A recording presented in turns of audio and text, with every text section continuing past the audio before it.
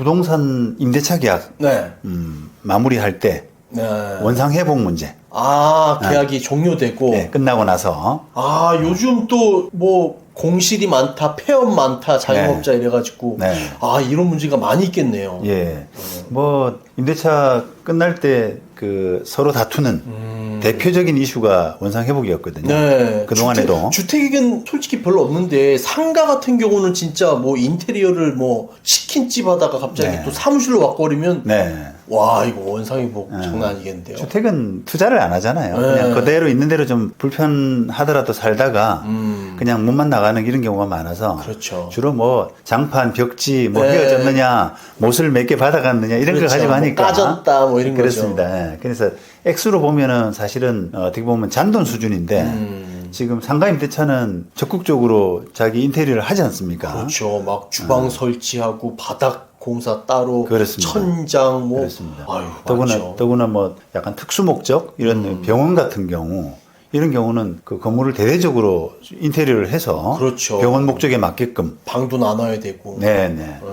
그렇게 공사가 커지더라고요. 그래서 원상회복이 이제 그런 경우들은 몇 억씩 이렇게 나가는 경우도 왕왕 있습니다. 네. 예. 그래서 그런 데다가 원래 이제 분쟁이 좀 많은 분야였는데 요즘 들어서 특히 이제 이게 어려워지면서 경기가 어려워지면서 분쟁이 더 많아진 것 같은 그런 느낌이 들어서 오늘 좀 말씀을 좀 드리려고 합니다. 네. 이게 분쟁이 많아진 이유가 결국은 어떻게 보면 서로 여유가 없다 그럴까요? 서로 임대인이든 임차인이든 서로 여유가 없어서 그런데 자 예전에 한번 보시죠. 예전에 경기가 좀 좋을 때는 세입자도 이제 장사를 해서 어느 정도 좀 벌어먹고 수익을 올리고 이렇게 이제 나가고 또 권리금도 조금 받고 네, 비슷한 그죠? 업종이 들어오고 네. 그다음 또 이어서 바로 세입자가 이제 들어와서 스무드하게 소위 말하면 그 그렇죠. 원상 그 시설들을 뭐 인수할 거냐 말 거냐 그다음에 뭐 그 시설들을 그냥 그 세입자가 나중에 뭐 어떤 부분은 쓰고 어떤 부분은 버리고 뭐 이렇게 가져가고. 해서 스무드하게 좀 되는데 네. 지금은 한번 보시죠. 이게 세입자가 장사가 좀 안 돼가지고 부득이하게 권리금도 못 받고 손해보서 나가고 네. 그 다음에 곧 이어서 들어올 세입자도 없고 없으니까 그죠. 그러니까 네. 어떻게 쓸 줄 모르니까. 예, 세입자도 그동안엔 손해가 막심했는데 이제 원상회복 비용까지 물어주려니까 마음이 여유가 없는 거예요. 근데 저도 알아봤는데 원상회복이 그냥 다 뜯으면 되는 줄 알았는데 이게 또 돈이 장난 아니게 들더라고요. 예전에 비하면 또 많이 들어갑니다. 왜냐하면 예전보다 이제 폐기물 처리 이런 비용들이 좀 많이 올랐거든요. 엄격해져가지고 그렇기도 하고 게다가 이제 임대인들도 여유가 없지 않습니까? 임대인들도 세입자가 바로 들어오고 하게 되면은 어쨌든 마음에 좀 여유를 가지고 그냥 뭐 내가 할게. 그냥 나 장사 안 돼서 나가는데 그냥 나가라. 내가 뒷처리 내가 알아서 할게 이렇게 되는데 세입자도 안 들어오고 수입이 끊기는 상황에서 그렇죠. 그런 여유가 안 되는 거거든요.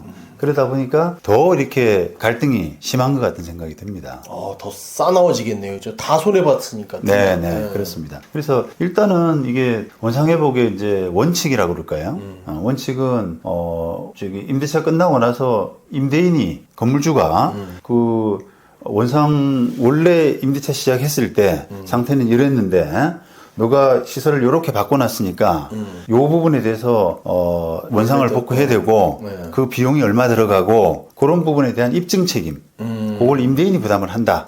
그게 이제 원칙이고요. 그래서 임대인은 임대차 계약 당시에 현상을 조금 가지고 있어야 돼요. 사진을 찍어놔야 되겠군요. 네, 사진, 영상 이런 부분들이 나중에 몇 년 지나서 분쟁이 될 때 누군 감정인 그죠? 재판에서 감정인한테 보여줘가지고 감정인이 이런 상태였군요 라고 해서 그 자료를 바탕으로 뭔가 감정을 할 수 있는 그런 상태까지는 적어도 자료를 좀 만들어야 되거든요. 그런데 현실은 그냥 계약서에 원상 회복한다. 한 줄. 맞아요. 그렇기 때문에 그게 세입자 입장에서 이제 분쟁이 생기게 되면 원래 이랬다라고 하는 경우가 많아요. 내가 한 그렇죠. 거는 세입자가 들어와서 한 게 뭐 임대인은 10가지를 했다고 세입자가 10가지를 저렇게 변경시켰다고 그러고 세입자는 3가지밖에 안 했다 그러고 네, 원래 7가지가 있었던 거고 자기 3가지밖에 안 했다는 거예요. 뭔지 알겠다. 네. 왜냐면 임차인끼리 권리금 주고받고 이렇게 몇 번 왔다 갔다 하면 네. 시설들 막 수도꼭지도 일로 뺐다가 화장실은 이렇게 뺐다가 그렇죠. 예. 네, 그러니까 이제 그 공실이라도 마찬가지입니다. 공실이라도 그때 공실 상태가 이제 어땠는지를 두고 논쟁이 생길 수밖에 없기 때문에 그러니까요. 입증 책임을 부담하는 건물주 임대인이 그 상태를 임대차 개시할 때 상태를 정확하게 자료를 남길 필요가 있다. 아, 그래야 되겠네요. 예, 요게 이제 원칙입니다. 그리고 또 한 가지 이제 당부드리고 싶은 부분은 이게 지금 말씀하신 것처럼 그 전 세입자한테 시설을 인수하는 경우가 있잖아요. 그렇죠. 왕 있죠. 그 권리금이라고 주는 거잖아요. 그렇습니다. 그래서 시설 권리. 근데 이제 저 반대로 그 전임차인한테 뭐 인수하는 게 아니라 그냥 빈 공간을 건물주한테 그냥 임대하는 경우도 있고요. 있죠. 그다음에 또 반대로 또 세입자 통해서 시설을 인수해 가지고 이렇게 하는 경우 이런 경우가 있는데 지금 이제 말씀드리려고 하는 부분은 후자거든요. 후자일 때 그 시설 인수해 가지고 이제 영업을 하다가 계약 기간이 끝났단 말입니다. 그러면 그 내가 원상 회복해야 될 범위가 네. 내가 들어와서부터 시설한 것만 하느냐 아니면 전 세입자가 해놓은 거까지도 내가 해야 되느냐 이런 문제가 생기는 거예요. 이런 문제가 네, 뭔지 알겠어요. 예. 네, 원래 주방이 안 돼 있던 데예요. 원래 네, 임대인은. 네. 근데 다음 임차인이 주방을 설치했어요. 네. 그런데 한 3년 장사하다가 또 다른 임대인이 그 주방을 권리금 주고 해서 샀어. 예. 장사를 했어요. 네. 근데 장사 너무 안 돼. 예. 그럼 이 주방을 누가 책임지냐는 거잖아요. 그렇죠. 예. 그런 이제 문제인데 논란이 될 수가 있지 않습니까? 그렇죠. 보기에 따라서. 네. 그런데 그걸 이제 정확하게 하려 그러면 계약서에 자세하게 적어 놓으면 됩니다. 뭐 이제 원래 A 임차인이 있다가 B 임차인으로 바뀌었단 말이죠. 그러면 B 임차인하고 계약서를 다시 쓸 거 아닙니까? 네. 그때 A 임차인이 해놓은 부분까지도 다 B 임차인이 한다. 이렇게 적어 놓으면은 분명하죠. 당연하죠. 또 반대로 네. A 임차인이 해놓은 부분은 나하고는 상관없다. 안 한다. 내가 지금부터 시설한 부분만 한다. 원상복구한다. 이렇게 해놓으면 또 분쟁이 없죠. 그런데 그렇게 하지 않고 그냥 명도할 때 계약 종료할 때 원상복구한다 이렇게만 적어놓는 거예요. 그렇죠. 계약서에 기본 그냥 원상복구에. 원래 뭐 문방구 계약서 네, 맞아요. 적혀 있는 그대로. 예. 네. 그렇기 때문에 이제 분쟁이 발생하는 건데. 그러네. 네, 그렇습니다. 그런데 이제 만약에 상세한 내용이 없이 아까 지금처럼 뭐 한다 안 한다 이런 내용이 없이 그냥 이렇게 문방구 계약서에 들어가 있는 폼 그대로 원상 회복한다라는 정도만 있으면 대법원 판례 해석은 네. 세입자한테 유리하게 해석을 합니다. 자기가 했던 것만 해도 좋다라는 그 뜻으로 해석을 해요. 임대인이 10가지 얘기했는데 임차인은 나 한 가지뿐 안 했어. 내가 들어와서 한 거는 한 한 가지뿐 가지야. 했겠다. 나머지는 다 전 세입자가 한 거다. 그럼 난 한 가지만 해도 되지 않느냐라고 하는 부분에 임차인 주장이 맞다는 겁니다. 세입자 위주군요. 세입자의 주장이 이제 맞다. 그 부분이 이제 대법원 1990년 어유 판결인데요. 이 사건이 많으니까요. 네. 내용 보시면은 전 임차인이 무도 유흥 음식점으로 경영하던 점포를 세입자가 임차인이 소유자로부터 임차해서 내부 시설을 개조 단장했다면 임차인에게 임대차 종료로 인해서 목적물을 원상회복해서 반환할 의무가 있다고 하여도 그죠? 별도의 약정이 없는 한 이렇겠습니다. 안 써놨구나. 별도의 약정이 없는 한 그것은 임차인이 개조한 범위 내의 것이다 이렇게 믿습니다. 그 임차인이 개조한 범위 내의 것으로서 임차인이 그가 임차받았을 때의 상태로 반환하면 되는 것이지 그 이전의 사람이 시설한 것까지 원상회복할 의무는 까지는 없다. 있다고 할 수 없다. 이렇게 표현했거든요. 그래서 기본적으로는 요런 이제 스탠스를 취하고 있는 겁니다. 대법원이.